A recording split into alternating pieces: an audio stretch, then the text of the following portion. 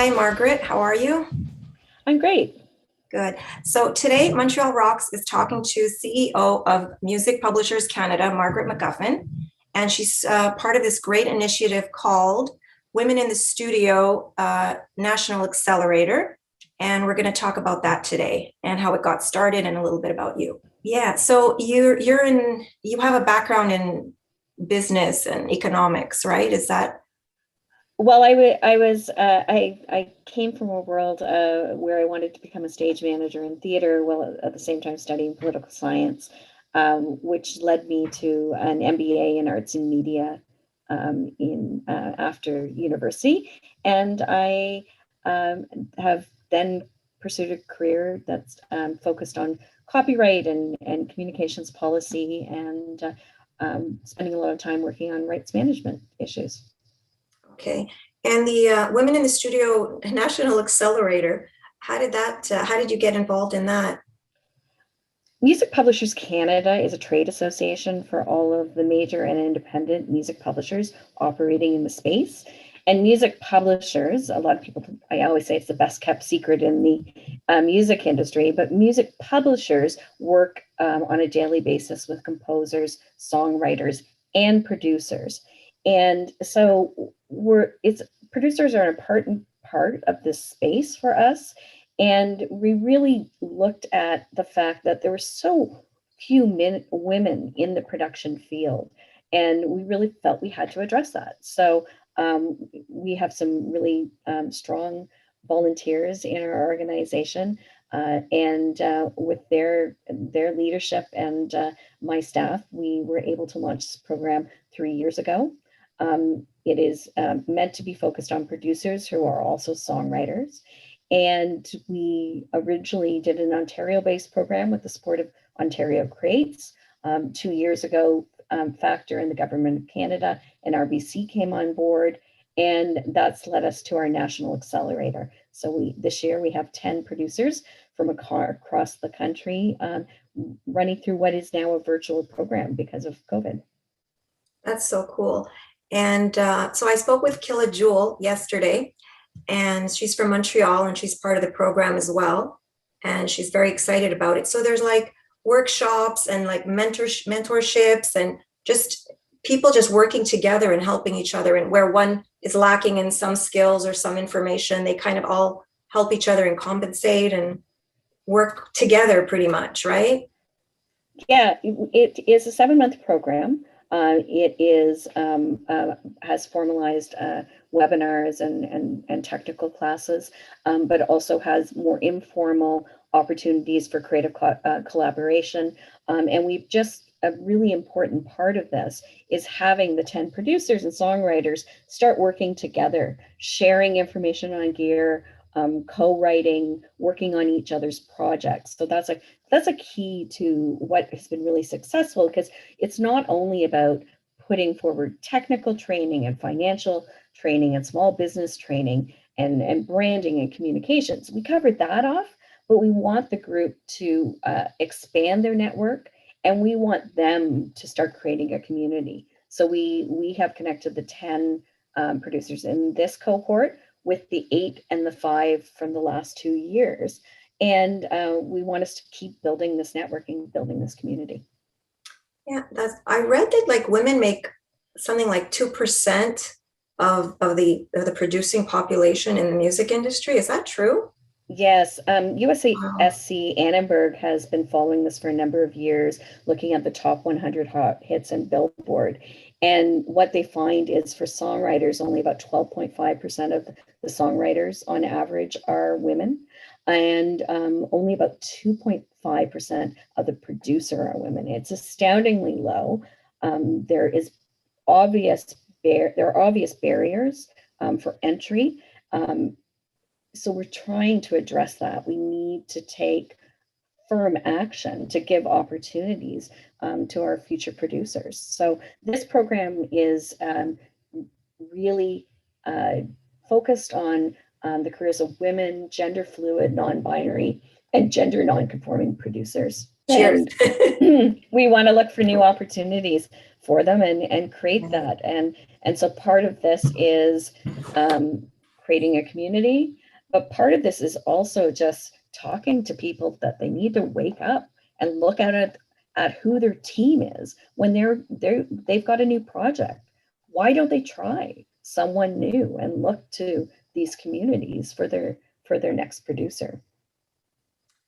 Do you think that for a lot of women it's because once they get in, they get into the business, they don't want to rock too many boats, or they don't want to piss anyone off kind of thing, so they just kind of accept whatever they're told? I think it's twofold. I think that many young girls don't see this path. It's sort of the secret side of the music industry that isn't really talked about when you're in high school and you're looking at Right. post-secondary opportunities.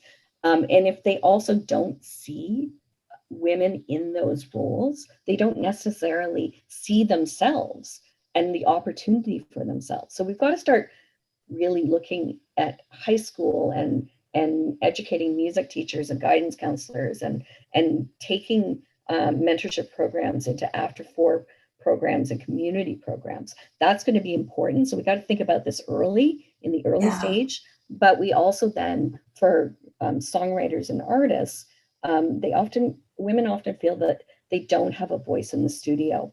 Yes. We've had a number of the producers in our program over the last few years who are really focused on entering the program because they want to produce their own work, because they've never been able to make the impact they needed with the producers they're working with.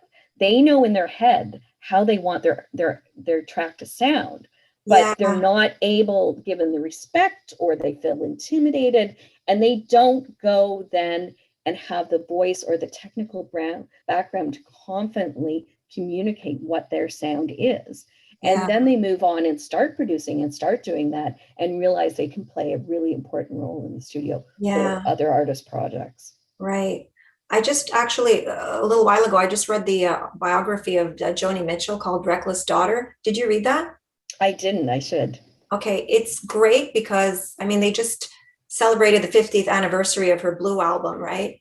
And a lot of her early stuff, like she was fighting with people all the time with the producers and all that, and she was labeled as difficult. So, but I'm not the biggest Joni fan, or I don't know everything about her, but what struck me that was really interesting in that story was she knew what she wanted. She knew how, from the tuning of her guitar, she had different tunings to her lyrics, like everything was her. It was so deeply personal and so creative. And she had to fight every step of the way just to get her music the way she wanted it to sound. And at the time, she was labeled difficult. Nobody wanted to work with her. She was crazy, and etc. And now, 50 years later, like people are, looking at her as she was such a genius, but she stuck to her vision, right? And I admire that. And I don't know right now how many women, like songwriters, producers, musicians, etc., how many women are really like running the whole show, kind of doing everything the way they want it to be, their own sound and their personal voice and all that. How many can you count them on one hand? I don't know. Well, you look at any of the nominations at the Junos or Grammys, and they're often completely male dominated. Yeah. We had the good fortune of having Linda Perry, who had just been nominated as a producer, come into our first cohort, and was a really important part of our first year. She came in, she spent time in the studio with each of the producers in the program, and that made a big impact. And one or two of them continued to work with her after that initial session, which was mind-blowing for them and really important to where the direction they were taking. She's written a lot of songs for a lot of really big names as well. And produced too. Yeah.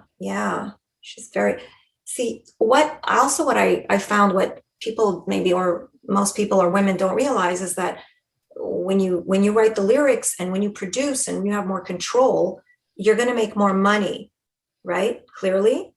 And I think that, I don't know if there isn't enough information out there, or if it's maybe intimidating for some women to want to produce.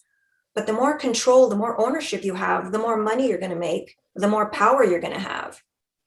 And It's also why we're putting business training and financial yes, literacy skills into this program. Because once you become a producer, you're operating a small business, and yes. you need to have the tools to make sure you're collecting all those micro pennies that are coming from all the digital royalty streams.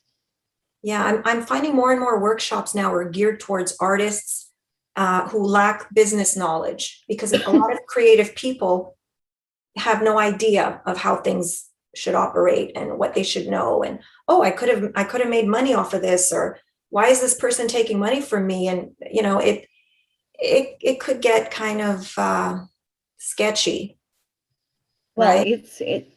you need to, even if you have a great team, you need to know how to choose that team, and you need to know what that team's doing. So we always say to the producers, you need to understand this. You need to look at your statements quarterly. Even if you have a publisher or a manager who's handling this for you, make sure you understand what they're doing for you, because that's how you're going to, have the most control over your career. Well, right. How many times have you heard about really very famous or successful artists that find out that their manager was siphoning out millions over the years and they had no idea, or manager or producer, or I mean, it's not a new story, right? Yeah, and it's not the norm, and they're really good managers out there, Yeah. but for the majority, but it's always good for you to understand your business.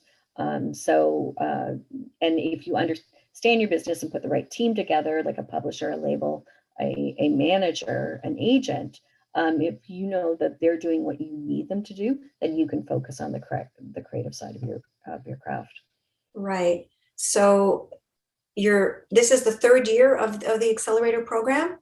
Yes, we just started. We just started in June. We'll run until January. The group is formally involved in technical sessions, and we're starting some branding sessions.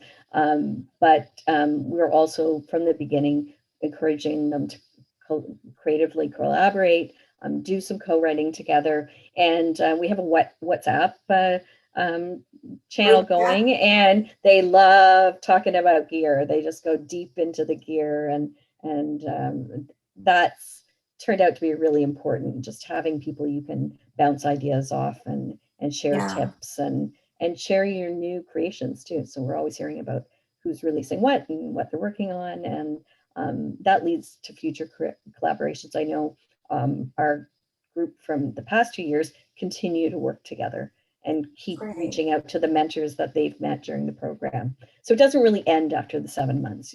The hope is that you've made connections and you Right. continue to use them in the next stage of your career. Yeah. And then some people might be better at certain things than others, and it's a sharing of knowledge. Yeah, absolutely. And we have a couple people in this program with serious technical skills and training. We have DJ Killa-jewel had a really long career as a Yeah. DJ before moving into this. Steph Copeland, very successful composer.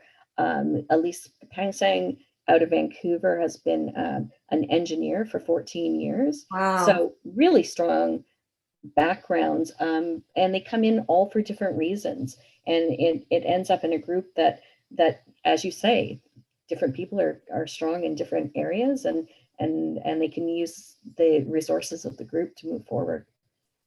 Yeah. Yes. Killa-jewel told me that she loves talking to people about. She's a gearhead and she loves technology. She's a DJ. She's got she wears a lot of hats, but she said that she loves talking to people and about that topic, and she's so happy that she's found other women that share this interest and that she could bounce ideas off of and learn from and also inform, which is, I mean, I don't know.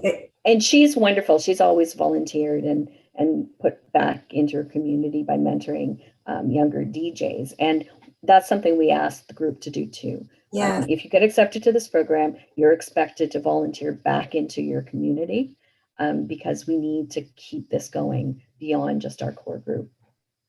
Okay. Well, I love that because like it just started a couple of years ago, but it looks like it's going to grow. Your group obviously will get bigger and more women will join. And I mean, it's only, you can only move up from here, right? And just to your audience who are listening, we've got information about all the producers for the last 3 years on our website. If you've got a project coming up, you should look at talking to one of them for collaboration. Okay, cool. And the website is? It is musicpublisher.ca. Okay. And the Women in the Studio National Accelerator, is there a link for that as well, or It's under events and events? right on the Okay. main page. Okay, cool. And so does someone have to be nominated, or do they have to send in an entry? How if I was a female artist that wanted to be a part of this, how would I? So we've been operating on a March intake schedule where we get an application. You have to send samples of your links to samples of your works. Okay. And then once we get down to the top 15, we've actually added last year an interview process to make sure that you fully understand what you're getting into and that you want, you know what you're going to get out of the program before you start. And then we keep parts of the program quite open. After we have an intake interview, but we meet with all the producers midway and see what they need from the program. So we keep a portion of the program open so we can start catering to the individual group as it goes through the program.